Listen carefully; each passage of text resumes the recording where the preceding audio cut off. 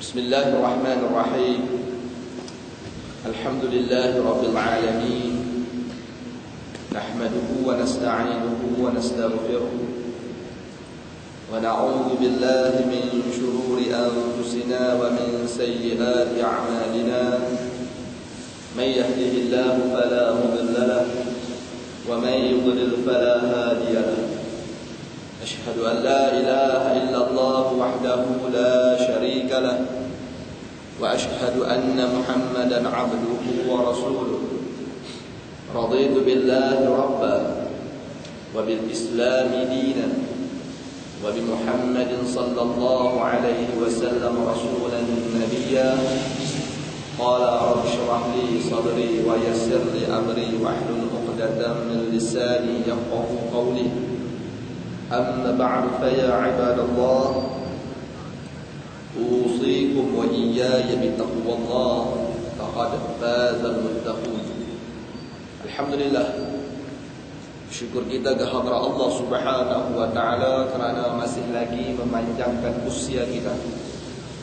Dan masih lagi pada malam ini kita diberi kesempatan dan kelapangan waktu serta dipilih oleh Allah Subhanahu wa taala untuk sekali lagi berhimpun pada malam ini bersama-sama menunaikan sembahyang fardu maghrib secara berjemaah. Seterusnya sekali lagi meneruskan pengajian kuliah maghrib kita. Mudah-mudahan apa yang kita lakukan pada malam ini diberkati dan dirahmati oleh Allah Subhanahu wa taala. Jadi insya-Allah pada malam ini kita akan sambung pada muka surat 364. 397 lah. 397, 13 ada 12 kita orang tu. Betul. Tajak dengan aku.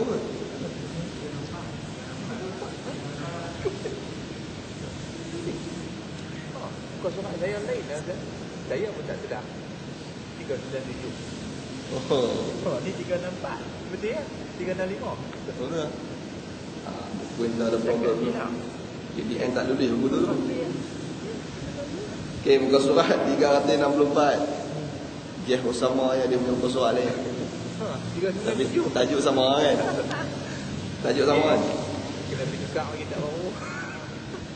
Yang mana sekarang ni kita tengah membahaskan tajuk utama menyekat bantuan kemanusiaan. Bagaimana mereka merancang kepada umat Islam melalui menghadkan kelahiran anak.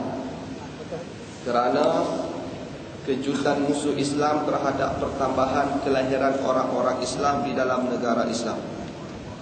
Jadi antara kaedah yang mereka guna pakai adalah untuk menghadkan ataupun kita panggil tanzimun nasal.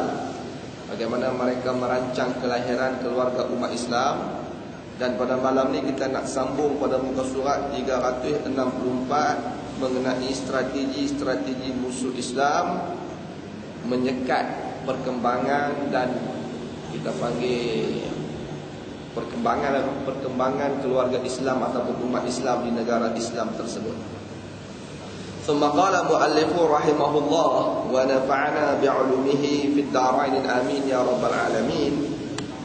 Inilah juga yang pernah diutarakan oleh tokoh ahli fikir Islam yang terkenal dari India, Muhammad Iqbal. Beliau berkata, di sana terdapat aliran tentera yang banyak dari buku-buku dan strategi-strategi yang cuba menghanyutkan negara kita, yakni negara umat Islam, mengikut langkah mencegah kehamilan ketika mana di negara mereka sendiri sedang cuba bersungguh-sungguh menambah peratus kelahiran dan pertambahan ini, ataupun menambah peratus kelahiran dan pertambahan ini ialah kerana bilangan penduduk di Eropah telah menurun begitu teruk sekali, sedangkan penduduk di sebelah timur semakin bertambah dengan rancaknya. Inilah yang membuatkan Eropah merasakan begitu bahaya ke atas kepentingan politik mereka. Jadi dengan mana strategi yang dilakukan oleh musuh melalui tahdidun nasal, pembatasan kelahiran, ataupun tanzimun nasal, program perancangan keluarga, maka ianya merupakan perkara yang tidak lain dan tidak bukan adalah untuk melemahkan negara umat Islam itu sendiri. Maka seperti mana yang dinyatakan oleh penulis kitab ini kepada kita melalui seorang tokoh ilmuwan daripada India, iaitu Muhammad Iqbal, yang mana beliau sendiri menyatakan melalui program Tanzimun Nasal dan juga Tahdidun Nasal tersebut, tidak lain dan tidak bukan adalah kerana kegerunan pihak Eropah khususnya, ataupun kegerunan pihak musuh Islam terhadap perkembangan dan pertambahan bilangan masyarakat Islam di negara umat Islam, yakni di sebelah negara timur. Sedangkan mereka pada ketika itu, yakni masyarakat barat, memiliki bilangan yang sedikit. Maka mereka cuba melontarkan slogan supaya menghadkan kelahiran dan perancangan keluarga kepada umat Islam. Dalam masa yang sama, mereka sendiri cuba untuk menambah bilangan penduduk mereka di benua ataupun di dalam negara mereka. Jadi ini merupakan satu strategi yang dilakukan oleh musuh kepada dunia Islam melalui slogan yang telah dibawa datang oleh mereka, iaitu Tanzimun Nasal dan juga Tahdidun Nasal tersebut. Maka seruan ke arah pembatasan kelahiran di dunia Islam tidak bertujuan takut kepada ledakan penduduk sebagaimana yang mereka dakwakan, tetapi lebih bertujuan menyekat bantuan kemanusiaan. Kalau kita mengaji ataupun kalau kita kaji, seperti yang akan dinyatakan oleh penulis kitab ni kepada kita, bahwasanya hakikat sebenar program pembatasan kelahiran di dunia Islam ni sebenarnya bukan mereka takut kepada ledakan penduduk seperti mana yang diwar-warkan di dalam perbahasan kitab ini, tetapi lebih jauh daripada itu. Sebenarnya mereka ingin menyekat bantuan kemanusiaan ke dalam negara Islam. Bagaimana? Kita akan tengok seperti yang dikatakan ini.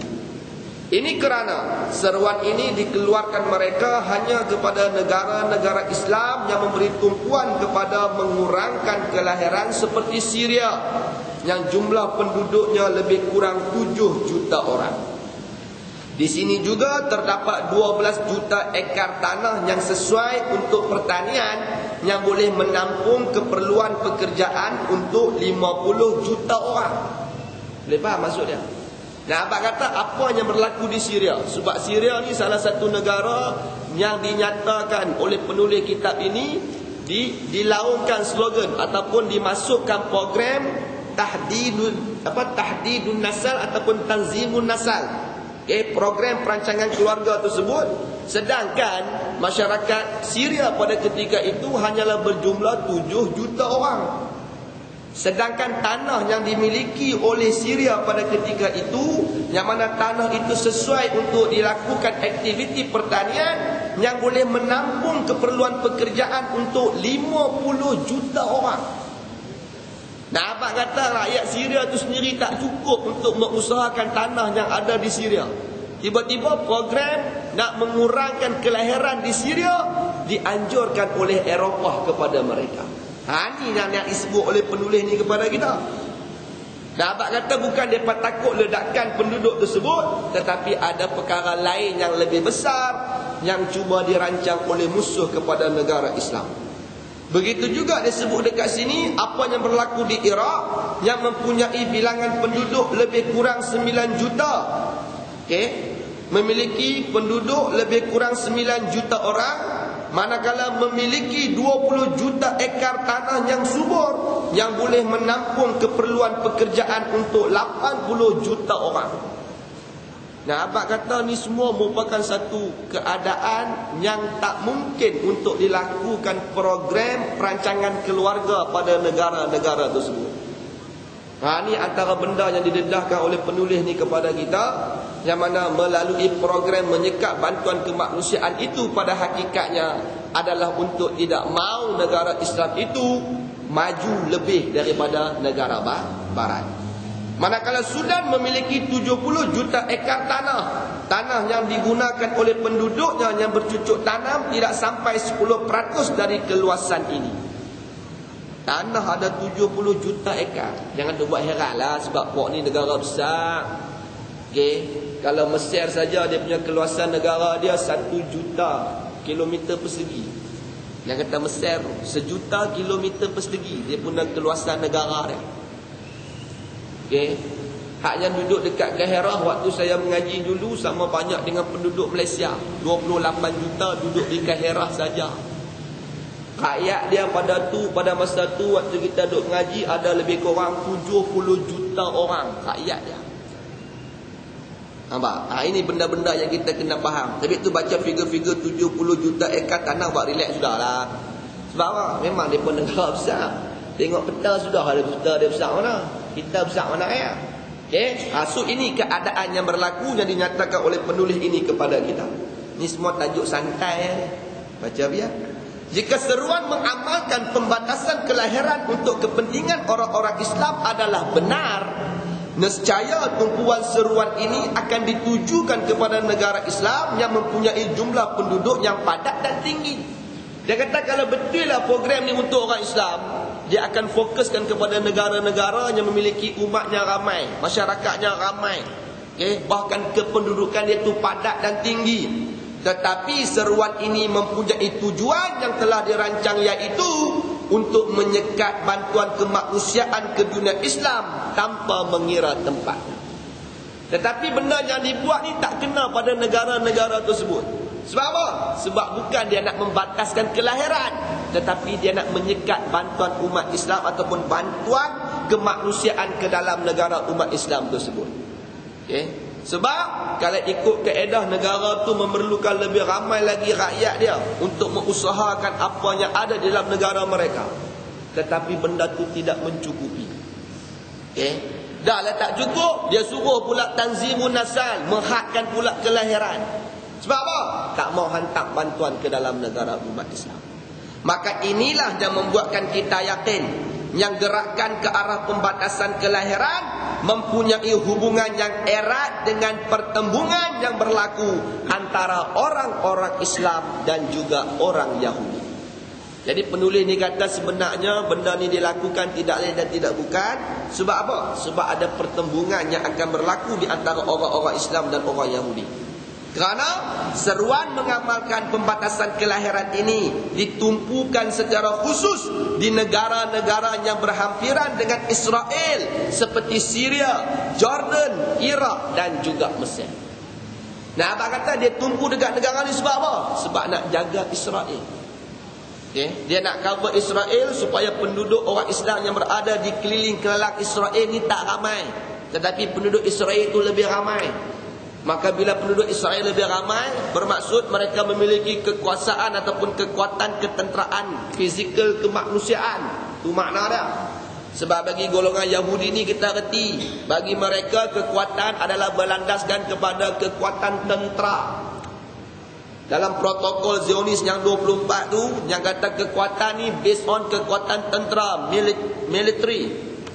Okay. Dia bukan jenis bercakap banyak kita bercakap banyak kan. Sampai awak pula fatwa pun merepek lah. I'm sorry to say. Faham? Sabar Zakku nak cakap pun dah lah. Sebab lah zaman orang mengaji belakang, bukan zaman orang tak mengaji. Pelan-pelan lah kan nak kerak pun. Okay? Maka kita akan memperkatakan tentang pembatasan kelahiran yang berlaku di Mesir sebagai contoh kepada apa yang berlaku di seluruh dunia Islam. Jadi penulis ni dia cuba nak buat comparison, perbandingan berlandaskan perancangan dilakukan oleh musuh kepada negara dia sendiri iaitu Mesir, yang mana dia mengambil Mesir sebagai model untuk dikiaskan apa yang berlaku di seluruh dunia Islam tersebut. Kita tengok seruan pembatasan kelahiran di Mesir. Bagaimana musuh merancang perkara tersebut di sana. Musuh-musuh Islam mengambil berat tentang Mesir secara khusus kerana menurut penjelasan Smith, Mesir mengalami nisbah kelahiran yang tinggi berbanding negara-negara Islam, memungkinkannya menjajah seluruh pelusuk muka bumi. Itu yang kata Mesir. Nah, abang kata daripada pemerhatian mereka, mereka dapat melihat bagaimana nisbah kelahiran yang tinggi berlaku di Mesir berbanding dengan negara-negara Islam yang sama waktu dengannya. Yang mana kata mereka, ini memungkinkan Mesir menjajah seluruh pelusuk muka bumi ini. Nah, abang kata takut Mesir menjadi kuasa besar dunia. Itu makna dia. Tumpuan mereka terhadap Mesir dikhususkan secara terancang kerana Mesir sentiasa memerhati perkembangan yang berlaku di Israel. Nampak? Nah, abang kata apa yang mereka buat dekat Mesir ni, dia mesti ikut sikun, mesti terancang. Sebab Mesir senantiasa melihat apa yang sedang berlaku di Israel. Apabila tertubuhnya negara Arab Israel pada tahun 1942 ke 48? 48 lah. Betul ke tak? Seorang pun tak tahu fakta ni. Apa agak-agak. Turki jatuh 1924. Kerajaan Turki jatuh 1924. Negara Arab Israel tertubuh 1948. Sebab apa? Sebab selepas berlakunya peperangan dunia kedua 1942. Betul ke tak? Balik cari lagi. Ke payah mengaji tak ada faizah. Lupa fakta.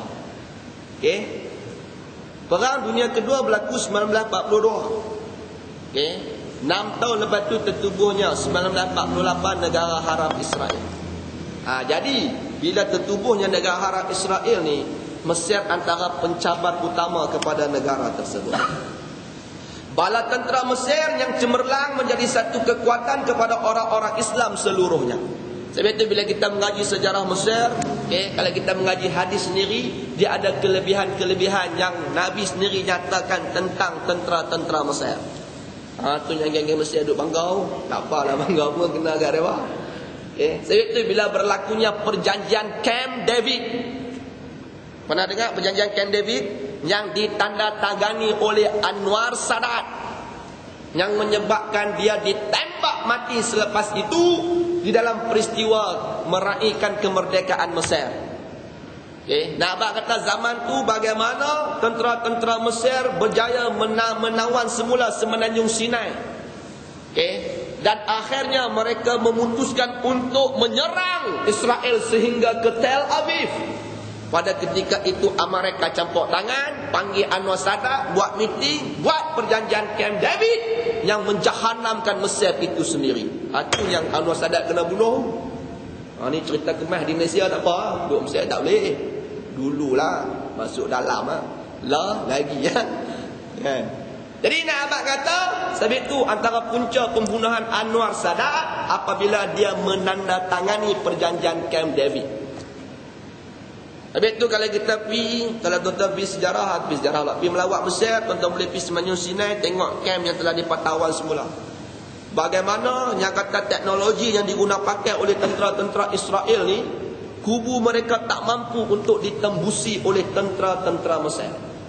Akhirnya Syekhul Azhar bermimpi, kalau tak silap saya pada ketiga tu lah, cerita lebih kurang like that lah. Untuk menjahanamkan kubu-kubu Israel ini, maka perlu digunakan air. So dia pakai tembak pakai ayak. So pasiak dengan ayak, ngotor terselera habis. Jadi nak abang kata ini antara kelebihan yang Allah Taala anugerahkan kepada Mesir dan tentera-tenteranya. Itu yang bila mereka dapat balik Semenanjung Sinai, geng-geng Ikhwan Muslimin lah kebanyakannya tentera-tentera Mesir ni. Yang mana mereka merancang untuk teruskan perjuangan mereka sehingga menawan Tel Aviv, maka perjanjian Camp David ditandatangani. Ia merupakan satu perkara yang menduka citakan seluruh penduduk Mesir dan umat Islam sedunia. Tapi itulah keadaan yang perlu kita lalui. Sebab apa? Sebab pemimpin Islam mudah dijual beli dengan mata benda dunia. Ini yang payah. Sebab itu kita ni kena develop keimanan. Baik saya yang bercakap, tuan-tuan yang mendengar, kita serupa ya. Kita nak kena pastikan keimanan kita ni berada pada tahap yang sepatutnya, yang menyebabkan kita tidak menjual agama berlandaskan kepada mata benda dunia. Sebab dunia ni saya ingat, dunia ni bukan lama pun. Yang lama, yang kekal abadi hanyalah negara akhirat ataupun negeri akhirat. Dunia ni ambil pada patut dengan kita sudahlah. Dah tua-tua tak payah duk merepek lah. Kan? Ni sampai halai darah orang-orang yang turun demonstrasi ni. Hoi, sabar zagut. Lah kan duk heboh pasal itu. Hampa pun nak tanya soalan tu lah kat aku lagi. Tak payah tanya, aku cerita sekejap. Dia duk tim nak tanya soalan. Saya nak tanya ni, macam mana pendapat ustaz ni? Tak payah tanya. Buruh ni lainlah kalau turun pergi angkat senjata, ada kekuatan strength, macam apa yang berlaku di Mesir tu buruh. Apa yang dilakukan oleh Sisi dan tentera-tenteranya kepada pemimpin Dr. Mursi, itulah buruh kalau tuan-tuan dan perempuan nak tahu. Yang kata buruh yang tu lah. Ni takat pergi berimpun Dataran Merdeka bukan buruh tak bawa apa pun, ayak mineral dengan garam ya. Aku tak tahu bawa ke tak.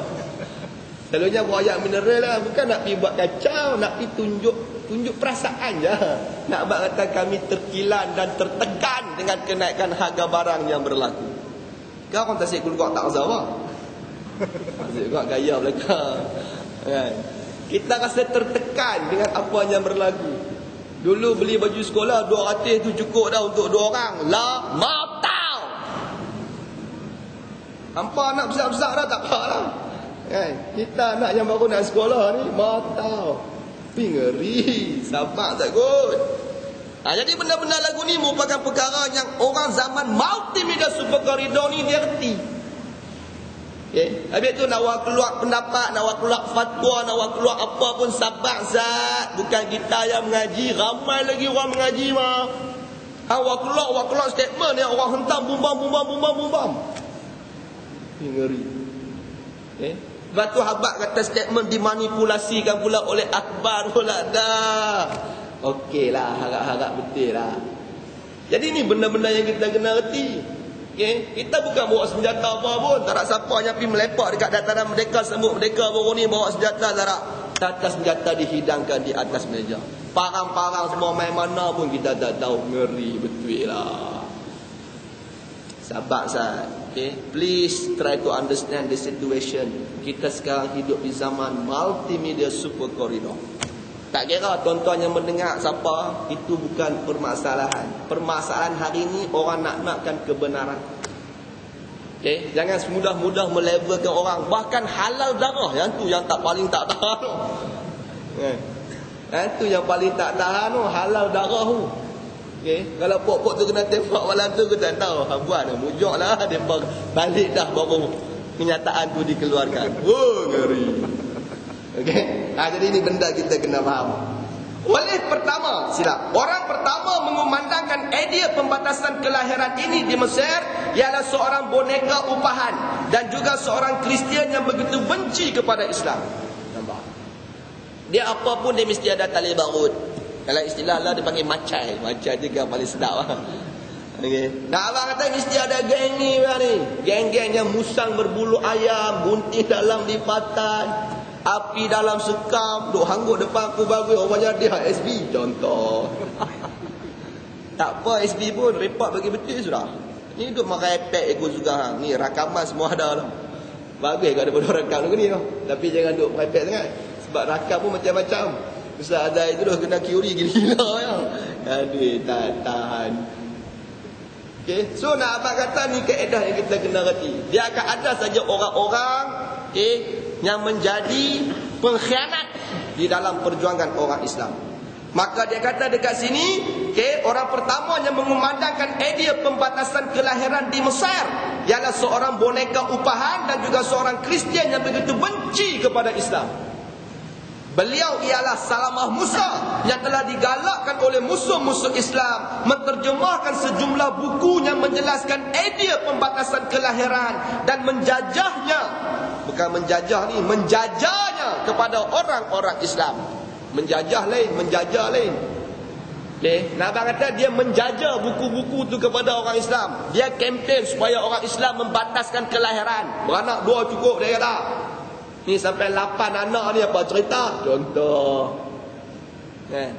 Orang duk kempen suruh beranak banyak. Bila nak beranak banyak, nikah banyak lah kan? Itu tak disebut. Hari ni kata Ustaz Omar duk kempen dia tak nikah, wala menikah. Pula dah. Yang tu pun jadi isu je. Kan? Nampak macam mana jodoh ni dia tak serupa. Memang Ustaz duk kempen je. Tapi Ustaz pun menikah seorang ya. Standard lah nak kata apa. Dah jodoh dia seorang. Berarti jodoh ni Tuhan boleh lah kan. Sunat heran apa? Mengaji tauhid kitab habis dah sekitar tak faham-faham kaedah. Kita memang kempen, kita sokong poligami. Siapa boleh buat? Malah pun kita tak boleh buat. Nanti. Sebab kaedah menikah lebih ni dia depend on individu. Tengok hukum. Tapi tu menikah ni bila kita mengaji kaedah hukum ada 5. Wajib, sunat, haram, makruh dan juga harus. Hukum nikah ni. So tanya diri kita. Kita masuk level apa? Jadi nak habaq kata ni benda kita kena faham. Jadi dia duk kempen pula dekat masyarakat Mesir supaya membataskan kelahiran. Yang peliknya kata penulis kitab ini, beliau sendiri sebenarnya tidak yakin dengan idea ini. Buktinya istrinya sendiri melahirkan 8 orang anak. Itu yang kata penin tu. Buat macam macam ni. Kan? Dia pun tahu kata teruk agak barang tapi tak apa payah macam. I'm sorry to say. Ni bukan orang sini lah aku cerita ya. Bukan dia tak nampak kesukaran, kesulitan, keperitan yang ditanggung oleh kita. Dia duduk pulun situ. Hakikatnya dia pun mengakui apa yang berlaku merupakan satu pendindasan kepada rakyat. Tapi dia tak apa-apa. Sebab apa? Macam. Jadi sama dengan Salamah Musa ni. Nabi kata hakikatnya dia pun tak apa nak yakin dengan idea ni. Sebab bini dia pun beranak sampai 8 orang. Arab beranak 8 ni kira out Zaman saya pergi mengaji, paling busuk pun 2-3. Tu kira cukup dah tu. Sebab apa? Cost of living. Berarti cost of living. Macam kita lah ni kan. Dia jadi lagu tu lah. Pakat tak berani ni nak menikah lebih lagi tak berani. Ada pun dia kata tak larat belah ustaz. Baju sekolah 300 tak cukup 2 orang ni. Ni benda-benda yang menyebabkan apa? Perkara ini berlaku. Jadi Salamah Musa ni pada hakikatnya kata penulis kitab ni, dia pun tak yakin pun dengan idea pembatasan keluarga ni. Sebab apa? Bini dia sendiri beranak 8 orang. Maka selepas menyediakan suasana pemikiran untuk pembatasan kelahiran melalui media massa, negara-negara barat mula menghantar jutaan dolar ke Mesir demi menjayakan seruan itu dan juga perancangan keluarga. Jadi dekat Mesir memang mereka buat betul-betul. Memang mereka nak rancang sungguh supaya masyarakat Mesir ni tak ramai. Sebab apa? Dia memberi kesan yang buruk kepada Israel. Akhbar Al-Qahirah menyiarkan Amerika Syarikat telah menghantar bantuan pendahuluan kepada Mesir untuk program perancangan keluarga sebanyak 36 hingga 45 juta dolar. Dia punya banyak baginya. Sebab apa? Nak bagi orang tu supaya tak beranak. So bila hantar bantuan tu dia hantar sekali lah dengan kondomnya, dengan pil perancang keluarganya, dengan whatever benda untuk membataskan kelahiran ni. Maka ini yang dilakukan oleh mereka kepada Mesir khususnya, seperti yang disebut oleh penulis kitab ini kepada kita. Maka persoalan yang timbul sekarang ialah, apakah rahsia orang-orang Amerika memberi tumpuan yang lebih kepada program pembatasan kelahiran di kalangan penduduk Mesir? Dia kata apa tujuan utama sebenarnya ni? Sampai sanggup hantar 36 sehingga ke 45 juta dolar kepada orang Mesir ni. Apa perkara sebenarnya diinginkan oleh orang-orang Amerika tersebut? Adakah mereka menghulurkan sumber-sumber kewangan ini kepada kita kerana kasih kepada kita, kata penulis kitab ni? Atau mereka mempunyai tujuan-tujuan lain yang ingin direalisasikan di sebalik pemberian ini? Elok kita biarkan jawapannya kepada seorang yang pernah menjadi anggota Perisikan Amerika, Miles Cobalan. Beliau pernah menjelaskan pandangan Amerika terhadap bantuan-bantuan khas ini. So penulis ni ambil kata-kata Miles Cobalan. Yang mana Miles Cobalan ni dia merupakan salah seorang perisik SB Amerika lah suatu ketika dahulu. Yang mana SB ni sendiri mengakui apa yang sebenarnya di sebalik bantuan yang diberikan oleh Amerika kepada negara Islam, khususnya kepada Mesir. Apa dia? Hakikat yang tersembunyi di sebalik bantuan-bantuan ini ialah merealisasikan di peringkat pertamanya kepentingan kita, iaitu golongan Amerika ataupun orang Amerika. Inilah yang sentiasa kita fokuskan ketika merangka strategi kita di menara-menara kementerian luar di Washington. Nah, abang kata mereka tak bagi saja, dia bagi itu sebab apa? Ada benefit untuk dia. Mana-mana ruang untuk mana-mana ruang untuk merealisasikan aspek lain, sama ada berbentuk khayalan maupun realiti, bukanlah menjadi tujuan utama kita. Tidak wajar kita menunjukkan perasaan tamak kepada jaring yang ada di tangan pemburu yang digunakan untuk memerangkap mangsanya sehinggalah mangsanya jatuh ke dalam jaring itu. Boleh faham maksud dia? Nak abang kata bantuan yang dia bagi tu umpama jaring. Okay. So dia kata tak payah nak kalutlah dengan duit yang kita bagi tu. Sebab jaring tu yang akan tangkap orang ataupun mangsa yang kita nak, iaitu masyarakat Mesir tersebut. Ni yang kata pok-pok jahat ni. Nak abang kata dia gunakan duit mata benda dunia ini untuk mengaburi orang-orang Mesir khususnya. Sebab dia memiliki kepentingan di atas apa yang dilaporkan olehnya. Ni antara strategi yang dilakukan oleh musuh. Tapi kita orang Islam mana pernah fikir lagu tu dia? Kita orang Islam ni salamatus sadri. Kita berlapang dada dan kita tak pernah pun nak suuzon dekat orang. Sebab agama kita tak pernah ajak kita untuk berburuk sangka kepada orang. Nampak? Habis tu pergantungan kita hanyalah kepada Allah Subhanahu wa taala. Habis tu kita orang Islam ni bila ada orang nak bantu kita, kita terima bantuan tersebut dengan ikhlas. Tapi orang tu pula lah yang sembelih kita kat belakang. Tu kita tak tahan tu.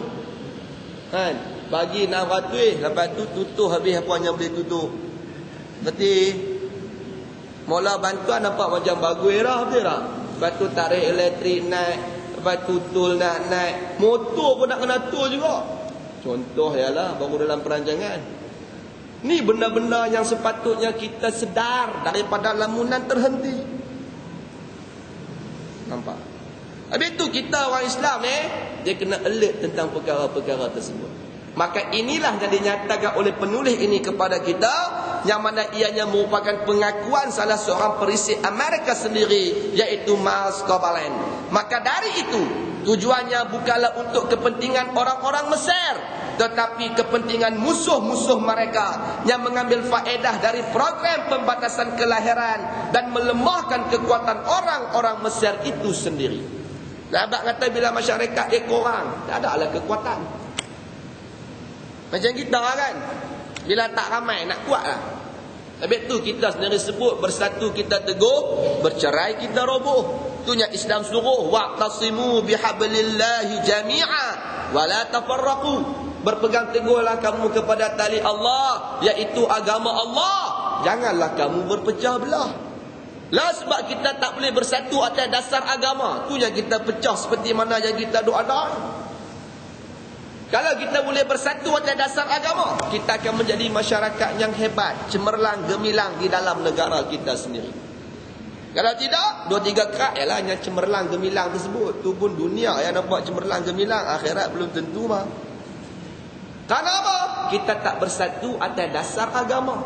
Ni benda yang penulis ni habaqkan kita.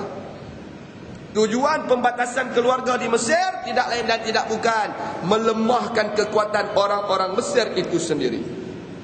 Kemudian kita suka mengemukakan persoalan lain. Apa dia? Adakah negara Mesir benar-benar memerlukan program perancangan keluarga? Dia kata Mesir ni perlukah program perancangan keluarga ni? Macam kita lah kan. Perlukah kita nak merancang keluarga kita? Apa alasannya bini kita tak boleh beranak? Contoh, tu kita kena tanya kan? Sebab pergi klinik dia berkata rancang semua kot. Pula dah. So kita tanya diri kita, perlukah kita nak merancang keluarga? So soalan ni yang penulis ni tanya kepada kita, khususnya masyarakat Mesir. Perlukah kita orang Mesir memiliki ataupun menerima program perancangan keluarga tersebut? Adakah perancangan keluarga dapat memberi keuntungan ekonomi kepada kita atau lebih berbentuk memudaratkan kita, kata penulis kitab ni. Dia kata adakah melalui program ni kita dapat benefit manfaat ataupun kita akan dapat perkara yang lebih memudaratkan. Mereka yang menaja seruan pembatasan kelahiran berkata, pembatasan kelahiran akan membawa kepada peningkatan ekonomi, menambah taraf perkhidmatan dan daya pengeluaran. Tetapi mereka lupa yang elemen-elemen ilmu ekonomi menjelaskan faktor-faktor pengeluaran ada 3, iaitu tanah, modal dan tenaga manusia. So golongan yang seru kepada program pembatasan keluarga ni, dia kata bila kita boleh menghadkan ahli keluarga kita, dia membawa kepada peningkatan ekonomi, menambah taraf perkhidmatan dan daya pengeluaran. Konon-kononnya lah. Tetapi kata penulis kitab ini, teori ekonomi sendiri bercanggah dengan apa yang dinyatakan oleh mereka. Sebab apa? Sebab faktor pengeluaran berlandaskan kepada teori ekonomi, dia kena ada 3 faktor utama. Pertama sekali tanah, yang kedua modal, dan yang ketiga tenaga manusia. Nah, abang kata tanah tak ada, modal tak ada, manusia ada saja pun tak jadi. Macam kita kan, kita ada, tanah tak ada, modal tak ada, tu yang kerja dengan orang. Contoh, okay? Kita tak ada, tanah ada, modal ada, lagi tak boleh buat apa. Faham? Jadi nak habaq kata apa yang disebut oleh mereka demi peningkatan ekonomi merupakan satu fakta yang bercanggah dengan hakikat ataupun teori ekonomi tersebut. Tenaga manusia merupakan faktor terpenting kerana tanah, kekayaan dan juga harta tidak akan bernilai jika tidak ada tenaga manusia yang mengendalikannya. Daripada 3 faktor ekonomi itu tadi, manusia tu yang paling penting. Sebab kalau ada tanah, modal ada, orang tak ada, tak boleh buat apa. Lepas tu kita tengok tok wan kita dulu, tok kita dulu, anak ramai. Betul? Hak ramai tu pakat jadi seperti mana yang adalah seorang pengarah sana, seorang pengarah tang ni, seorang tukang minyak tang ni. Sebab apa? Sebab dah ramai, jadi macam-macam, betul tak? Ni anak pun seorang guru ya. Nak jadi apa? Ikut aja dia apa saya. Faham? Ini kaedahnya dia sebut dekat kita. Sebab itu bila program ni dilakukan, sebenarnya dia bukan menguntungkan masyarakat Mesir. Sama juga dengan kita. Kalau kita duk rancang keluarga tak ketahuan punca ni. Lainlah kalau bini kita sakit, kita pun tak apa nak boleh pi dah. Tak larat makan tongkat dah ustaz weh. Bertongkat dah saya pun. Hanya tu lain cerita. Ni saja-saja menikah tak mau beranak ni. Contoh. Kan? Nak enjoy dulu bunyi pun. So nak abang kata tak ada kelebihan di dalam keluarga tersebut. Tapi tu orang anak ramai ni cuba kita tengok anak dia macam-macam, seorang doktor, seorang lawyer, seorang engineer. Okey, ni kita bersembah hak berjaya lah. Hak tak berjaya pun tak ada masalah, walaupun dia tak jadi doktor, dia tak jadi lawyer, tapi dia jadi orang yang beriman kepada Allah. Itu lebih bermakna daripada segala-galanya. Ni pakat doktrin anak nak jadi golongan-golongan profesional. Lepas tu mati terkalut. Tak ada anak yang boleh jadi imam mati. Imam semayang mayat dia. Oh gila. Ada kita pernah fikir nak train anak kita. Aku mati esok, pak mati hang yang semayangkan jenazah ayah menjadi imam. Hang yang talqinkan aku. Hang yang mandikan aku. So benda-benda lagu ni kita kena fikir ni. Sebab kita mengaji benda ni kita kiaskan dalam kehidupan kita. So nak abang kata tenaga manusia itu merupakan perkara yang paling penting. Sebab apa? Sebab tenaga manusia lah yang mengendalikan keseluruhan perkara yang bersangkutan dengan teori ekonomi tersebut, sama ada tanah, modal dan yang sama waktu dengannya. Maka dari itu jelas kelahiran adalah faktor pengeluaran dan kekayaan manusia yang boleh membawa keuntungan yang banyak kepada Mesir, sama ada dari dalam maupun dari luarnya. Itu kalau tengok Mesir, yang kata Mesir ni tuan-tuan, pensyarah Universiti Al-Azhar pagi mengajar, okey, petang bawa teksi ya. Pensyarah gaji 350, gaji 400. Itu yang kena bawa teksi petang, jaga burger tak ada sana. Okey, kalau macam kita sini standard lah kan. Kerja pagi macam ni, pelang malam kerja lain pula. Sebab apa? Nak support family. Okey. Jadi Mesir kalau ikut kaedah dia, okey, suatu mana zaman mubarak dan yang sama waktu dengannya, begitulah kehidupan mereka. Okey, nak abang kata kehidupan yang agak susah. Sebab memang saja diberi tekanan supaya mereka tidak mampu untuk keluar daripada kepompong kehidupan mereka. Itu yang pensyarah pun kena buat teksi ya. Kalau ikut kaedah Azhar ni, dia memiliki harta wakaf sehingga kan Mesir kena buat Wizaratul Awqaf, Kementerian Harta Wakaf. Nah, abang kata kementerian tu jaga harta wakaf yang diwakafkan oleh umat Islam sedunia kepada Al-Azhar. Tapi kerajaan ambil alih, pegang. Tu yang jadi payah tu. Tu yang gaji pensyarah 350, 450. Kita ada gaji pensyarah banyak tu. Kerak jari lah nak jadi pensyarah gaji banyak tu. Jadi busuk-busuk pensyarah kanan pun grade 52. Tu busuk tu. Okey, lepas tu dia masuk Profesor Madya, dia naik V ke apa dia punya grade tu. Bukan DG dah. Dia V tu kalau tak silap saya. V1 ke apa, bukan VK Lingam bukanlah. Okey, dia V apa dah. Kan? So nak abang kata gaji sebulan belah-belah ribu, puluh ribu, tu tak kira dia keluar present paper di luar semua hari. So nak abang kata ni benda yang ditekankan oleh musuh kepada negara umat Islam. Tetapi melalui orang Islam tu sendiri ya. Itu yang suatu ketika dulu kita pernah dengar juga di negara kita ni, hantar anak pergi sekolah agama nak kerja apa? I'm sorry to say. Nampak? Sebab apa? Sebab bagi dia orang yang mengaji agama ni stagnan, dia tak boleh pergi mana. Duk melepuh menengung gitu. Padahal agama ni merupakan satu perkara yang suka ke tak suka ke kita wajib mempelajarinya. Tauhid, fiqh, tasawuf ni merupakan ilmu fardu ain yang setiap orang kena mengaji. Lepas tu hang nak jadi apa ikut juga. Nak jadi lawyer ke, nak jadi engineer ke, nak jadi foreman ke, hang punya pasal. Yang penting agama tu ada. Nah, inilah tekanan-ketekanan yang dilakukan oleh musuh kepada masyarakat Islam, khususnya di dalam permasalahan tersebut. Maka dari dalam kerana terdapatnya sumber-sumber dan tanah yang mencukupi untuk membiayai peningkatan jumlah penduduk sebagaimana diperakui oleh pakar-pakar. Dari dalam Mesir, nak kata negara Mesir itu sendiri, kalau betul-betul diurus takbir dengan pentadbiran yang sama, hasil mahsul yang ada dalam negara tersebut mencukupi untuk penduduk yang ada. So bila kata Mesir cukup, Malaysia pun cukup lah bro. Takkan yang tu pun tak hati fikir kot. Nah abang kata hasil mahsul yang ada dalam negaraku yang tercinta ini, kalau diurus tabir dengan keadaan ataupun kaedah yang benar, kita hidup senang belaka. Tapi dah ditakbir dan diurus dalam keadaan yang kurang benar. Bukan kata tak benar, benar pada benda-benda yang benar. Tapi ada benda-benda yang kurang benar. Itu yang jadi seperti mana yang jadi. Cuba tengok balik okay?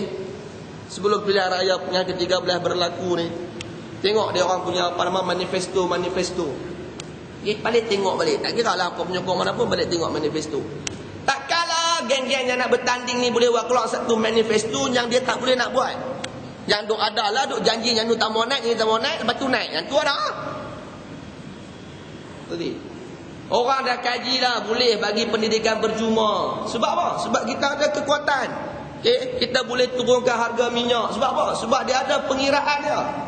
So nak abang kata benda-benda lagu ni merupakan perkara yang kita orang Malaysia khususnya kena sedar. Tapi itu apa yang berlaku di Brunei. Cuba kita tengok.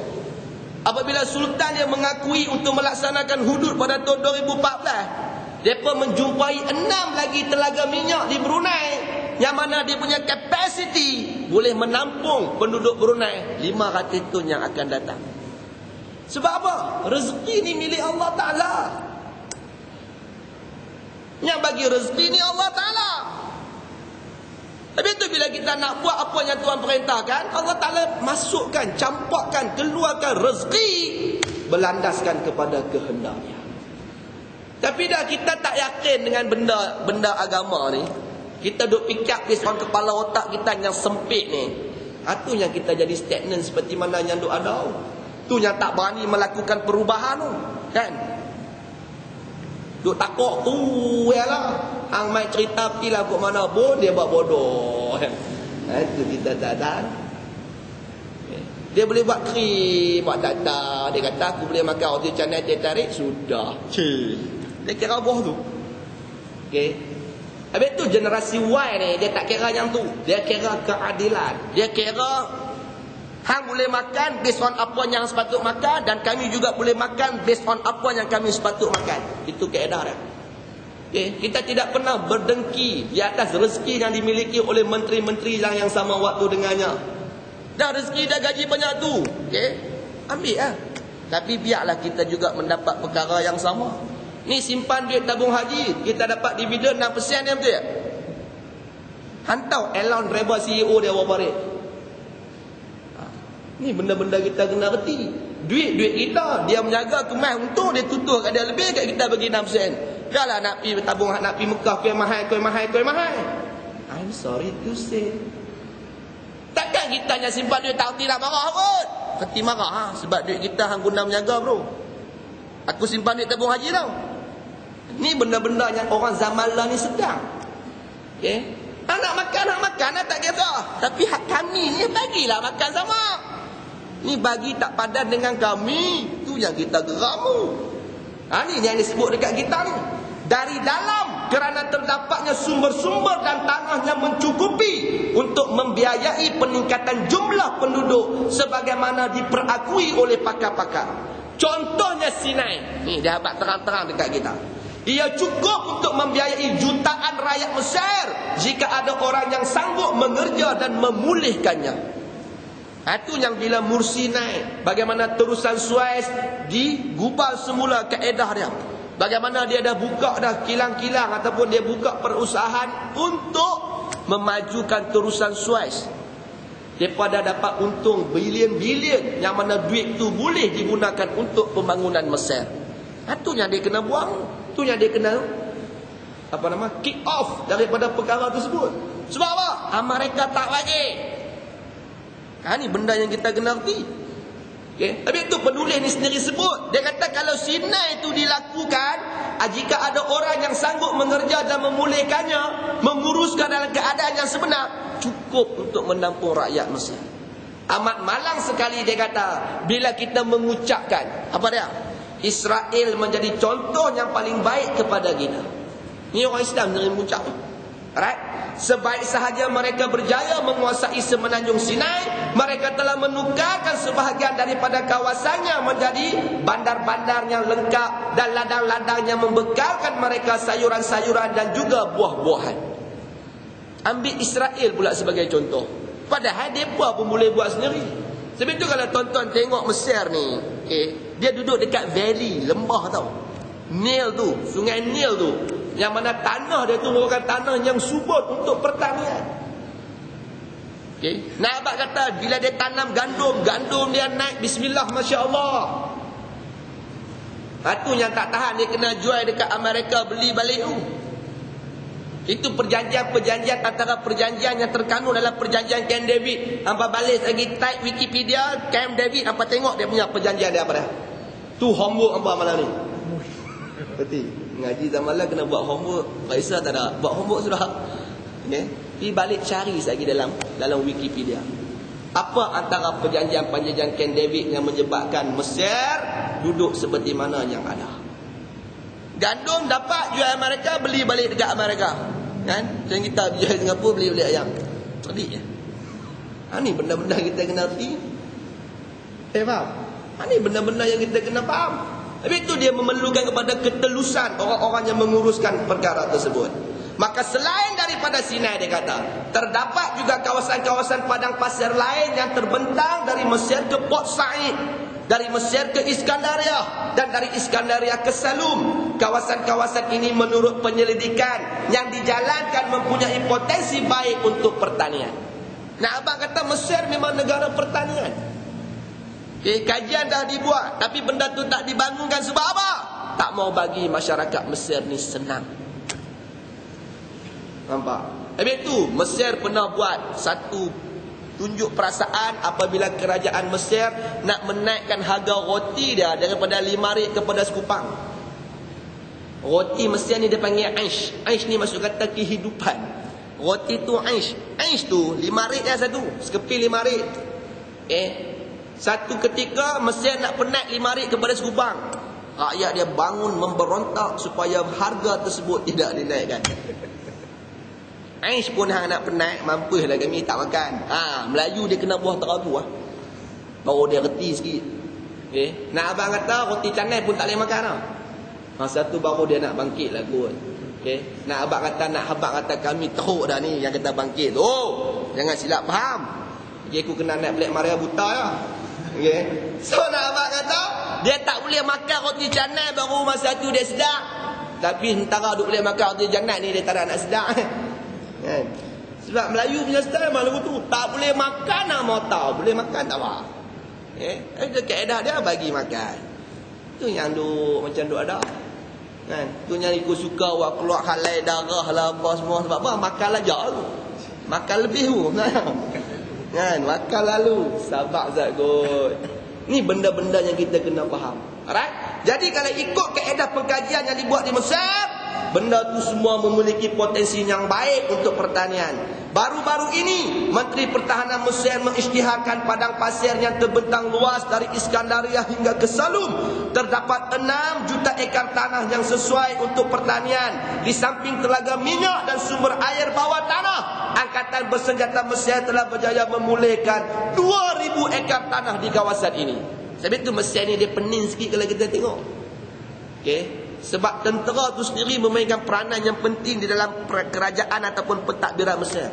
Tentera tu kerajaan, kerajaan tu tentera. Dia kurang tu lah.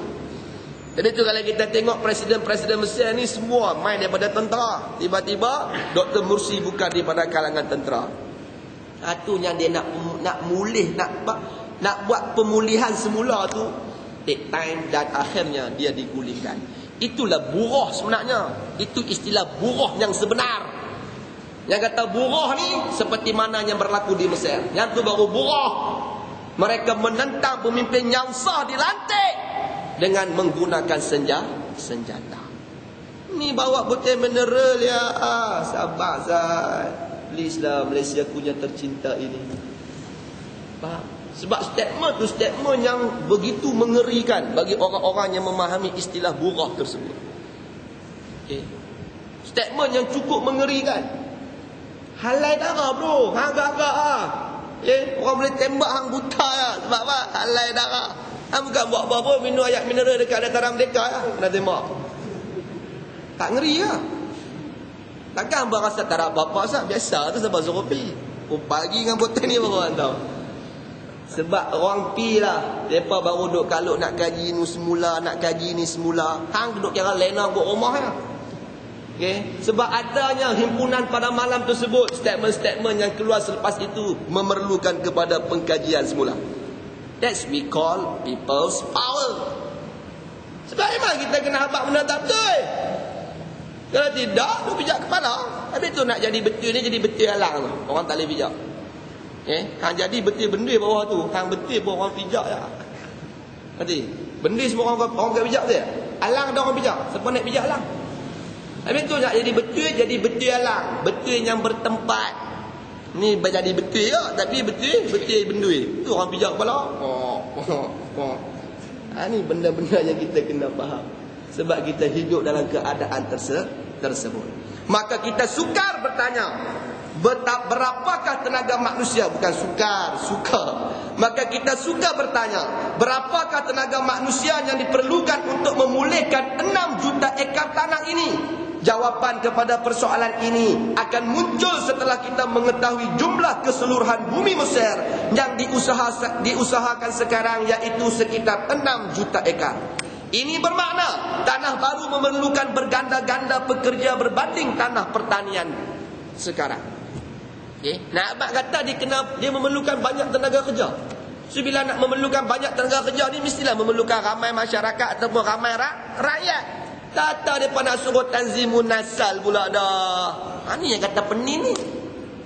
Kita memerlukan kuantiti pekerja-pekerjanya ramai. Tiba-tiba kita pula menghadkan kelahiran daripada rakyat kita. Logik kan tak logik? Ni benda kita kena fikir. Nah, abang kata apa yang dibuat oleh mereka kepada rakyat Mesir merupakan satu perkara yang membodohkan mereka sendiri.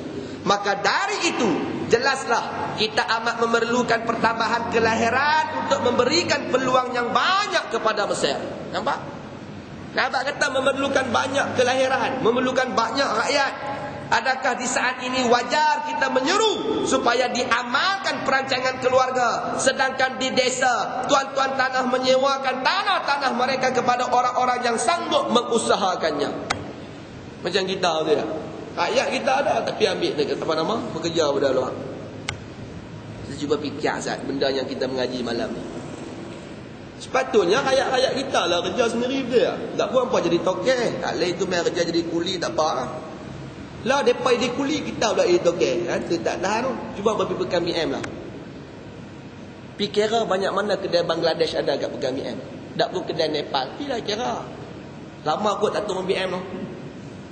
Turun jalan apa tu? Jalan nak yang dia panggil jalan apa tu? Apa Allah SWT. Balai Bomba tu straight tu. Apa pergi tengok kedai Nepal, dia buka syarikat apa pergi tengok. Ni kat BM kita tak tengok tempat lain lagi tau. Dan depa ni pula bersatu. Dia pergi beli kedai geng dia. Kedai orang lain dia tak beli. Kan? Apa turun hari Sabtu, turun hari Ahad dekat KBM. Tengok siapa ramai. Kita ramai ke depa ramai? Ni benda-benda kita kena fikir. Padahal benda-benda tu sepatutnya kita boleh buat. Ni benda-benda yang disebut dekat kita based on apa yang dirancangkan oleh musuh di Mesir. Saya cuma convertkan benda tu, kiaskan dalam negara kita. Betul tak betul tu nombor 2. Nah, abang kata apa yang berlaku di Mesir, kaedah yang cuba dibuat untuk tanzimun nasal merupakan satu perkara teori yang tak bertepatan dengan hakikat yang berlaku di sana. Kenapa? Mereka memerlukan tenaga kerjanya ramai untuk membangunkan negara mereka. Semua ini dia kata membuatkan kita yakin seruan ke arah pembatasan kelahiran itu ataupun pembatasan kelahiran atau perancangan keluarga di Mesir menemui kegagalannya baik dari segi ekonomi, politik, agama, sosial, malah juga dari segi aspek yang lain. So nak abang kata apa yang dibuat ni sebenarnya satu kegagalan sebab tak kena dengan suasana dan situasi yang berlaku di Mesir. Habis tu dia cerita awal lagi dekat kita bagaimana Allah menjamin rezeki kepada anak yang bakal dilahirkan. Allah Ta'ala dah sebaik-baik memberi rezeki. Semua ni untuk apa? Untuk meyakinkan kita orang Islam bahawasanya setiap kelahiran yang dilahirkan oleh kita semuanya telah ditetapkan rezeki oleh Allah Ta'ala. So nak takut apa? Habis tu Brunei tak kalut pun 6 lagi telaga minyak dia baru jumpa. Kan? Cuba kita declare ni. Esok tengok apa nak jumpa. Habis tu benda-benda lagu ni merupakan perkara yang perlu kita yakini. Bak rezeki ni tak usah takut lah. Baik yang cakap, baik yang dengar, kita punya keyakinan kena serupa. Kalau dah memang rezeki kita, benda tu takkan pergi ke mana. Habis tu kalau kita tengok negara-negara umat Islam ni, tuan-tuan balik buat research sikit. Negara umat Islam ni memang Allah Ta'ala bagi hasil mahsul bumi yang banyak. Kita Malaysia apa tak ada? Minyak ada, mai ada, bala ada. Apa benda yang tak ada Malaysia ni? Malaysia ni antara negara yang kaya-kaya tau. Tu yang pakai duk berebut nak jadi pemerintah tu. Cuba pergi duk Afrika tau. Agak-agak nak berebut. Pakai tak berebut lah. Sebab pening duk fikir. Kerajaan pening fikir nak cari duit mana nak bagi rakyat aku makan. Malaysia tak galut. Sebab apa? Allah Ta'ala yang bagi rezeki. Ni benda-benda yang kita kena faham. Habis tu agihkan rezeki tersebut mengikut kaedah yang sebenar. Bagi kepada orang yang berhak menerimanya. Sepatutnya kita ni gaji semua pakai seorang 4,000 ke atas. Baru kemas. Kereta pun murah betul tak? Oh boleh pakai kereta sedap-sedap. Kan? Yang syok kereta yang kita buat hantar pilot elok. Duduk dalam negara macam dua arah. I'm sorry to say. Mahal pula tu daripada hal luar. Kan tu tak tahan. Kalau mahal elok tak apa elok betul tak?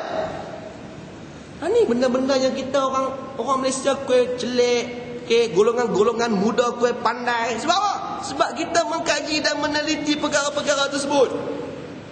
Orang dulu ni macam Malaysia ya, generasi bukan X bukan Y ni, Z kot. Buat relax dia tak boleh makan sudah. Walak dah. Habis tu kaedah politik ke kaedah apa ke zaman multimedia super corridor ni dia kena based on fact and figure. Fakta tu kena betul. Sebab zaman lah zaman orang mencari kebenaran, bukan zaman orang nak mengampu sana dan mengampu sini. Dari luar pula wallah subhanahu wa ta'ala alam. Sambung minggu depan pula kot.